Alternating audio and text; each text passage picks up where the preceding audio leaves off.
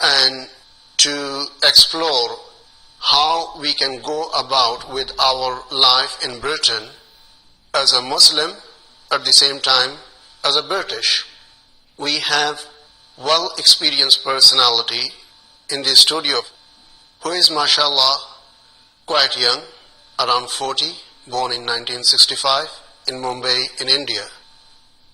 Educated mashallah in medical science, and mashallah is the author, writer of books, leaflets, booklets and literature.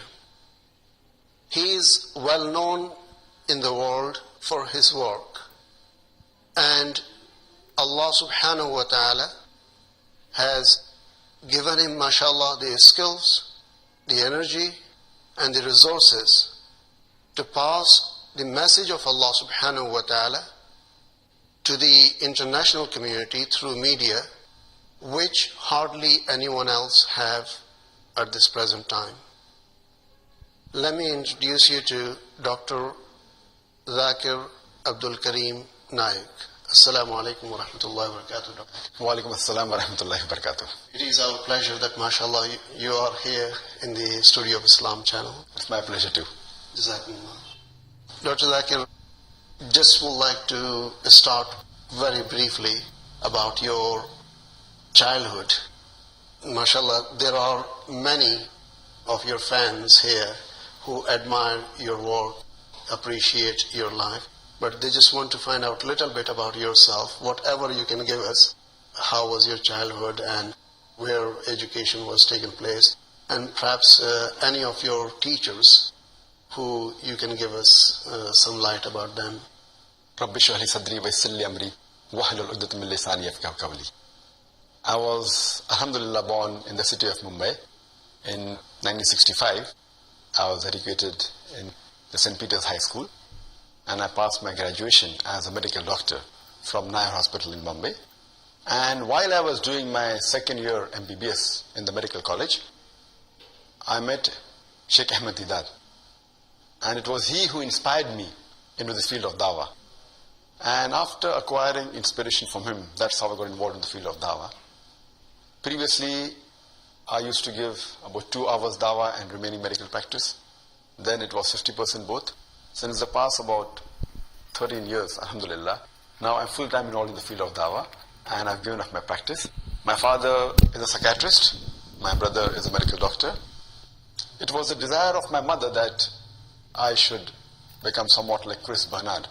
Dr. Chris Bernard is the first person who did the first heart transplantation. So when I got involved in the field of dawah, and I asked my mother that, do you want me to become like Sheikh Ahmed Deedat or Dr. Chris Bernard? She said both. Now when I ask her, mother, do you want me to become like Dr. Chris Bernard or Sheikh Ahmed Deedat? She said, I can sacrifice 1,000 Dr. Chris Bernard for one Sheikh Ahmed Deedat. MashaAllah. Alhamdulillah. So that's how I got involved in the field of dawah, inspired by Sheikh Ahmed Deedat. And coming towards the dawah side of it, was there any special thing or any special message which attracted you or brought you to Sheikh Ahmed Deedat? Watching the cassettes of Sheikh Ahmed Deedat, alhamdulillah, the way he presents Islam, and he boosts up the morale of the youngsters. We find on the media every day that we have been condemned, we are being attacked, and there are very few people who can actually give a reply to these. So at that time, in the year 1987, approximately 20 years back, alhamdulillah, that is the time I found that he boosts up the morals of the youngsters. That's how I got inspired. And that's how we started an organization by the name of Islamic Research Foundation in Bombay. The main aim and objective of this organization was to concentrate on the Muslim educated youth. Those who are apologetic about the religion, who feel that Quran is an outdated book, Islam is and the old religion, and today science has advanced and technology has advanced, to prove to them that alhamdulillah, Islam is the most modern religion. It has the solution to the problems of humankind. And Quran is the most up-to-date book, which was followed 14 years back, can be followed now until eternity. MashaAllah. In terms of Islamic Research Foundation, because it's attached to yourself, and our viewers, mashallah, they regard Islamic Research Foundation as an authority. What are the other works Islamic Research Foundation is doing? Besides concentrating on the Muslim educated youth to remove the inferiority complex, the apologetic approach that they have. We even concentrate on the non-Muslims to remove the misconceptions that they have about Islam. And our methodology of giving the reply is based on quotation from the various religious scriptures, whether it be Islamic scriptures, Christian scriptures, Hindu scriptures, as well as reason, logic and science. Besides this, we have a very big free video cassette library, which also contains DVDs and VCDs, which is one of the largest. More than 5,000 titles are there. We have one of the largest collections of multimedia on Islam and comparative religion, which is again free. We have a very good library. We have ladies wing, we have dawah training programs.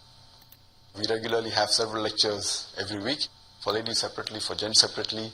And since the past 4 years, we have started a school by the name Islamic International School, which besides the formal education, it even imparts Islamic education. And it has a dual medium of instruction, English as well as Arabic. So from the age of 3, when we teach the child A, B, C, D, A for apple, B for ball, or A for Allah, B for Bismillah, we even teach min, alif asadun, min ba baytun, min ta tufahun. So we want to make our children, Arabic should be like the mother tongue, so that they can understand the Quran and the Hadith of the Prophet directly. Now, Islamic Research Foundation, I think, is working, mashallah, since nearly 15 years now.